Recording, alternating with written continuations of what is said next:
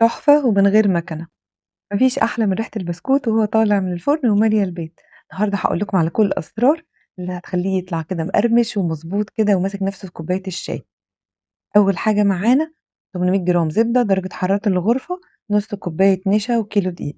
ومعانا 4 بيضات وفانيليا، كوبايتين ونُص سكر بودر، ومعايا ربع كوب حليب ومعلقة كبيرة بيكنج باودر وربع معلقة بيكنج صودا وربع معلقة ملح.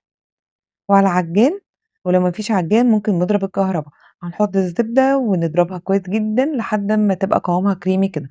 هانزل عليها بالسكر البودر بالتدريج، وهاقلّب لحد ما يبقى قوامها يبقى ولونها يغيّر يبقى أبيض، يبقى كأنها كريم شانتيه. كده الزبدة جاهزة معانا، هابدأ أنزل بالبيض بتاعي واحدة بواحدة لحد ما لونها يختفي وأنزل باللي بعدها، وهاحط معاهم الفانيليا، وما تنسوش كل شوية وإحنا شغالين نفتح العجان وننزّل من الجنب كده يا جماعة عشان نتأكد إن كلّه مضروب كويس جدًا، وهنا هابدأ أنزل بالدقيق بتاعي، أنا حطيته على مرحلتين، وباقلّبه بشويش، مجرّد ما الدقيق لونه بيروح كده العجينة جاهزة معايا، وهنا أنا هاقسم العجينة بتاعتي نُصّين، نُص هاسيبها بيضة والنُص التاني هاحط عليه معلقة سكر بودر وتِلت كوباية كاكاو وربع كوباية زبدة، وهاخفقهم خفقة سريعة كده بسرعة تقليبة سريعة، وكده جاهز ما عندي، ودي التِّبة اللي أنا هاستخدمها في تشكيل البسكوت، ومعايا قرطاس حلواني وأنا باوريكم بالتفصيل أهو أنا دخّلتها إزاي، بازُقّها جامد لقدّام، وقبل ما تقصوا رجّعوها شوية لورا، وبعدين قصوا القرطاس من قدّام،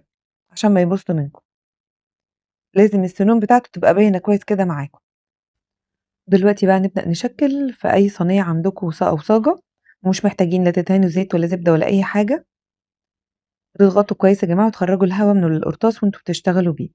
ودي طريقة تانية لو عندكم المكنة بتاعة البسكوت دي، ممكن برضه تشكِّلوا بيها، تطلع أهي ممتازة أهي على إيدي ما فيهاش أي مشاكل وبسيطة جدًا،